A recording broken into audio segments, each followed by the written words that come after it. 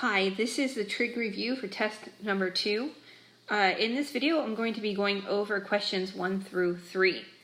So question number 1 reads, we have to find the inverse sine of negative 0.5. So you can take two approaches at this. You can either use the unit circle or you could use the triangles. I like to use the triangles because they're helpful when you do questions 4 through 10. So I'm going to use a triangular approach to show you how to do questions 1 through 3. Okay, so first of all, I'm going to change the 0.5 into negative 1/2.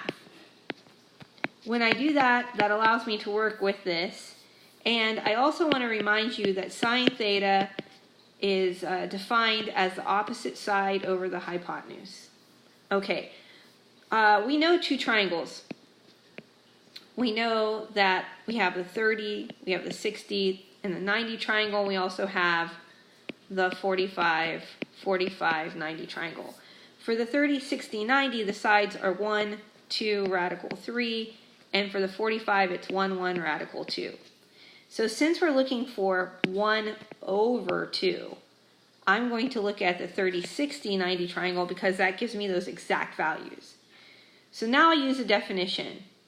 I want opposite over hypotenuse. If I look at 60 degrees, the side 1 is the adjacent side, so 60 degrees doesn't work. If I look at 30 degrees, 1 is opposite side, and the 2 is the hypotenuse, so that is the answer. So the answer to this is going to be 30 degrees. But that is not going to be our answer because we have to have the value be negative. And before I answer this completely, you have to know what the range of inverse sine is.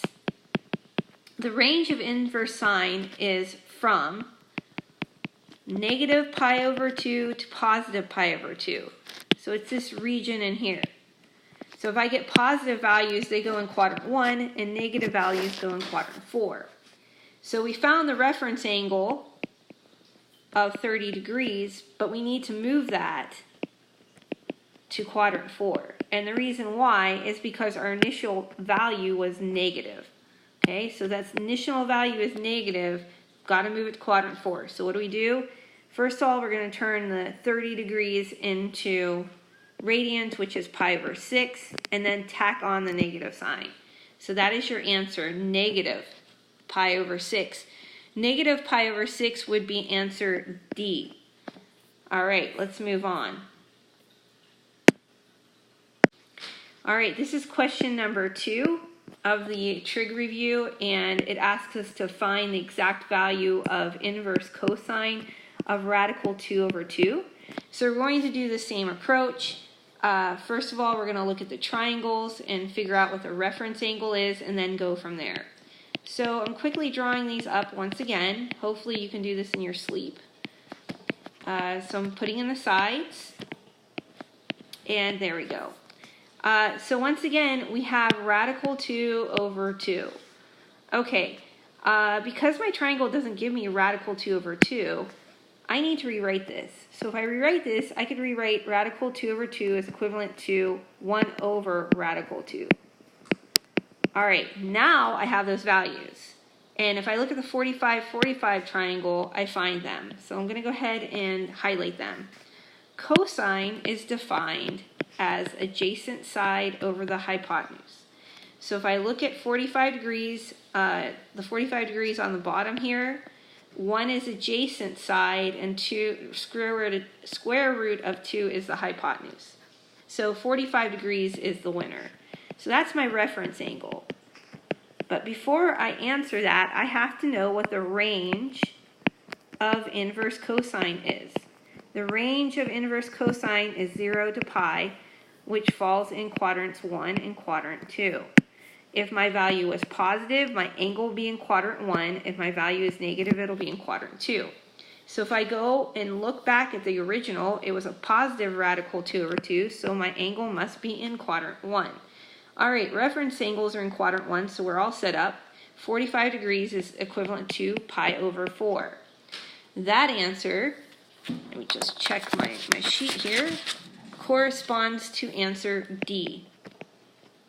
Okay, finally for number 3, you're asked to find the inverse tangent of radical 3 over 3.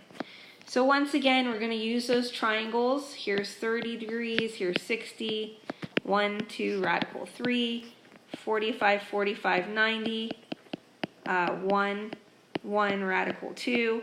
And looking at those values, I don't have radical 3 over 3, but if I rewrite radical 3 over 3 as 1 over radical 3, I have those values. So if I just use that trick of rewriting it, I can go ahead and highlight 1 and radical 3. Tangent, let me go ahead and get rid of the highlighter really quick. Tangent is defined as opposite side over adjacent side. So I'm trying to figure out what gives me opposite over adjacent. And if I look at 30 degrees, the 1 is the opposite side and the radical 3 is adjacent. So the answer to this is going to be 30 degrees. At least that's my reference angle. So before I accept that answer, I have to know what the range of inverse tangent is. The range of inverse tangent is negative pi over 2 to pi over 2. So we're in quadrant 4 and quadrant 1. If it's a positive value, the angle that corresponds with that will be in quadrant 1. If it's a negative value, it will be in quadrant 4. Since radical 3 over 3 is positive, we're in quadrant 1, so all we have to do is change 30 degrees into the equivalent radian, which is pi over 6. So your answer is pi over 6. That is the angle that corresponds to radical 3 over 3. That answer is A. Okay, that's it for the first part.